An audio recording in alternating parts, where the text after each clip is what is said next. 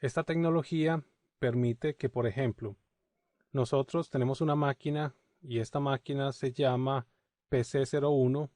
Cuando nosotros la pegamos al dominio e iniciamos la máquina, ella va a recibir una dirección IP del servidor de DHCP. Cuando recibe la dirección IP del DHCP, también se va a actualizar el registro en el DNS. Quiere decir que en el DNS en la consola vamos a encontrar una máquina que se llama pc01.lan.labdominio.com y que tiene la dirección IP 172.16.0.51.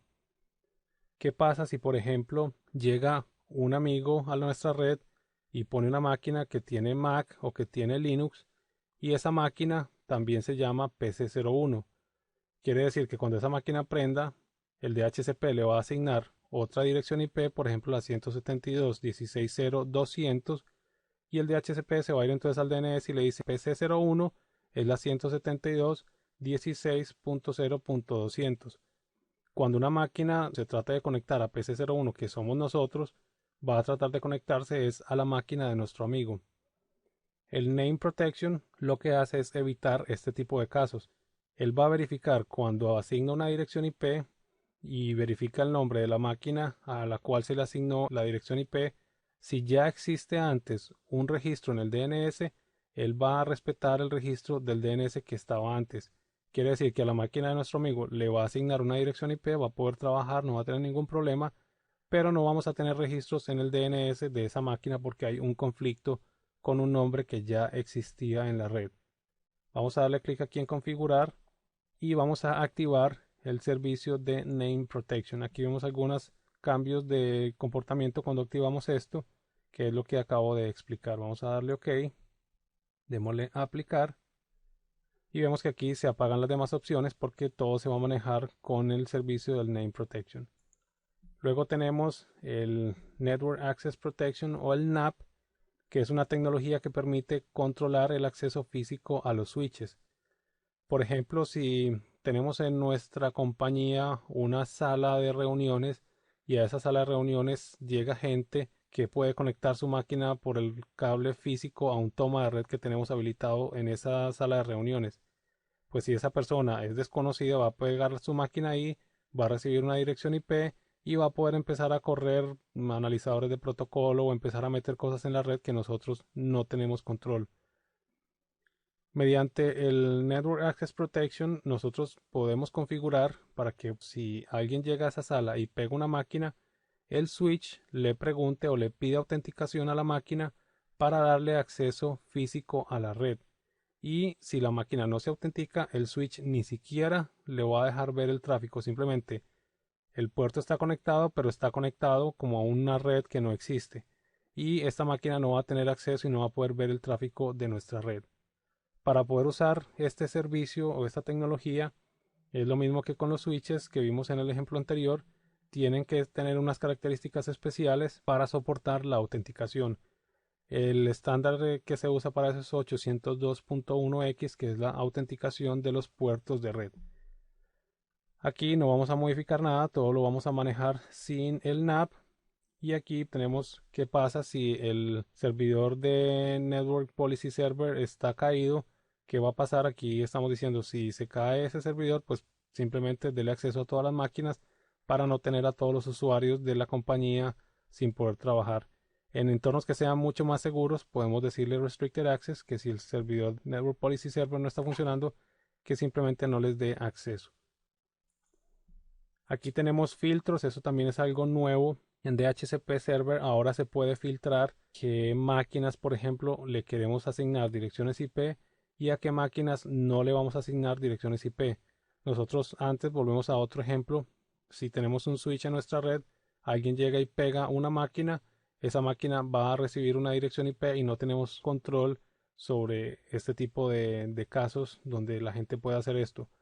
Si queremos podemos usar los filtros y aquí tenemos una allow list donde vamos a decirle solo asignale direcciones IP a las máquinas que estén en el allow list.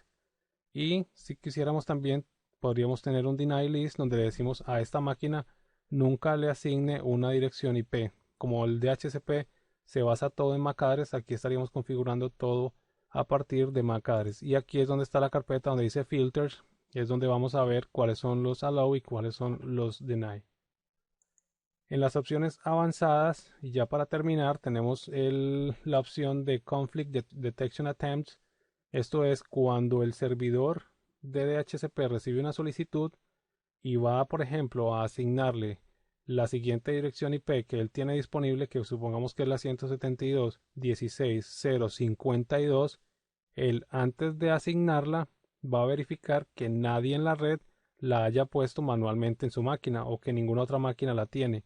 Él lo que trata de hacer es un ping a la dirección IP 172.16.0.52, ve si tiene respuesta y si no tiene respuesta pues la asigna y la máquina va a recibir una dirección IP que no está duplicada. ¿Cuál es el problema de esta tecnología? Que desafortunadamente las máquinas ahora tienen el firewall habilitado. No es que sea desafortunadamente que lo tengan habilitado, no, afortunadamente ya lo tienen habilitado, pero desafortunadamente el ping en algunos casos puede que no reciba respuesta y la dirección IP sí está en nuestra red. Vamos a decirle aquí en este caso, vamos a poner un conflict detection attempt para que verifique una vez a ver si la dirección IP existe. Y aquí tenemos la carpeta donde se va a guardar el log file. Luego tenemos en credentials, aquí tenemos que establecer con qué usuario se va a autenticar este servidor de DHCP al DNS cuando esté tratando de hacer los dynamic updates. Aquí tenemos que darle un usuario que tenga permisos, en este caso vamos a poner la cuenta del administrador. Pongamos el dominio, dominio y vamos a poner la clave. Vamos a darle OK. Aplicamos, aceptamos y vamos a reiniciar el servicio.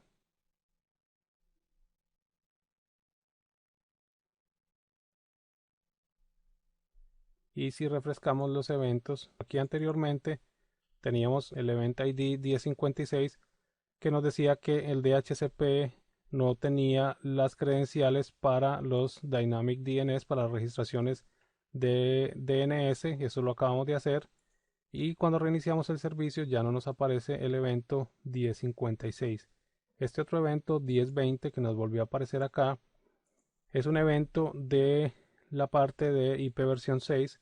Como nosotros tenemos un servidor que tiene por defecto soporte para IP versión 6, el DHCP para IP versión 6 también se activa y nos está diciendo que tenemos una tarjeta de red con una dirección IP versión 6 asignada dinámicamente y que deberíamos asignarle una dirección IP estática a este servidor para el correcto funcionamiento de IP versión 6. Si vemos nosotros en las propiedades de la tarjeta de red,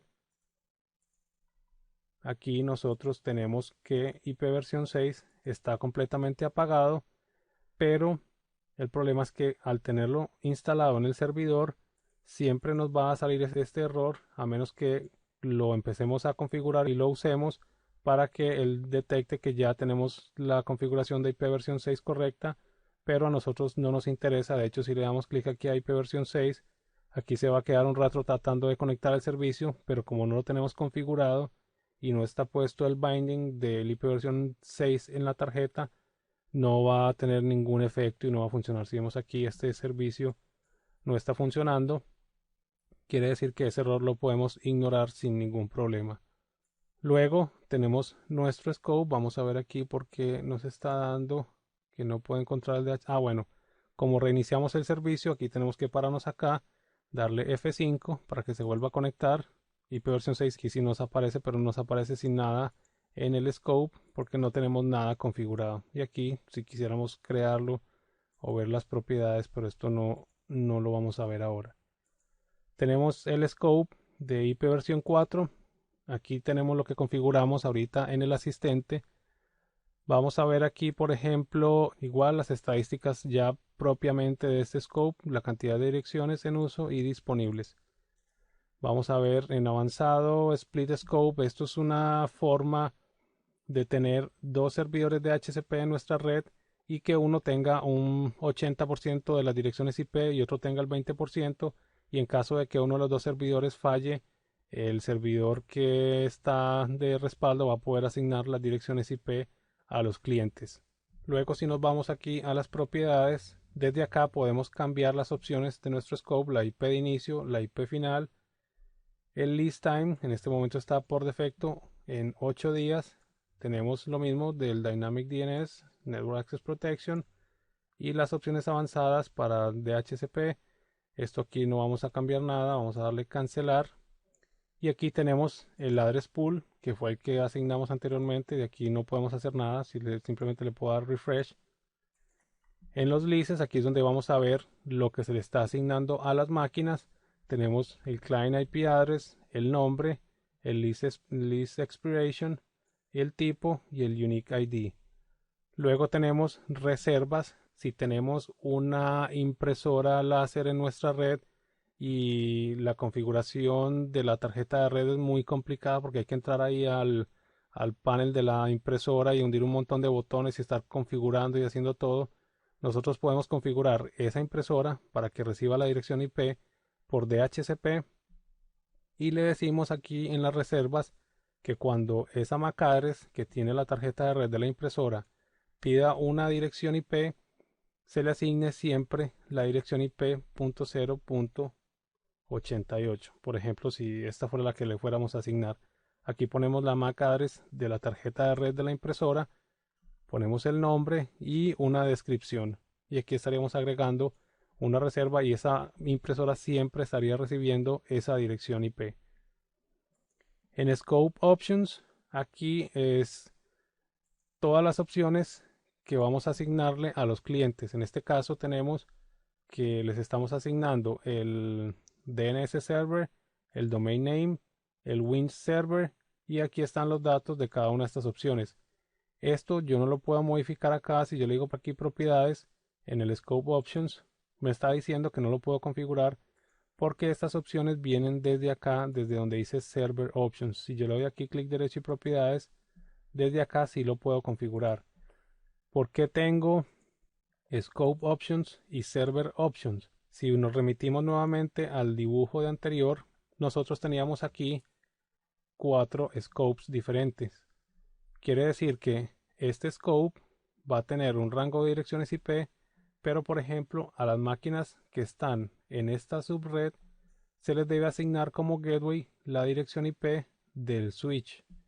Entonces nosotros nos iríamos al Scope Options y le diríamos que el gateway es la dirección IP de este switch.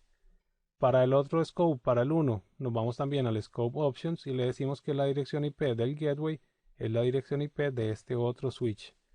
Vamos lo mismo para esta otra subred y cada scope va a estar asignando las opciones locales, pero nosotros vamos a tener este servidor como servidor de DNS y se la queremos asignar a todos estos scopes. Quiere decir que va a estar para este, para este, para este, para este y para este. Esa opción de ese DNS se la vamos a asignar a nivel de Server Options. Por eso, todas estas máquinas van a usar el mismo DNS server, pero van a tener parámetros específicos para cada una de esas subredes.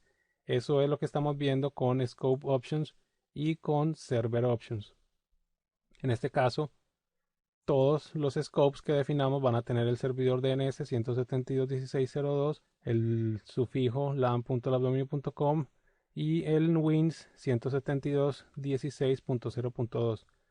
Otro parámetro que nos falta configurar aquí en el wins, vamos a darle clic derecho, configurar opciones y vamos a buscar, vamos a bajar hasta donde está la opción de wins. Vamos bajando. Tenemos wins, que es la 172.16.0.2, y lo otro que tenemos que configurar es la opción 046, que es el nodo o el tipo de nodo de wins.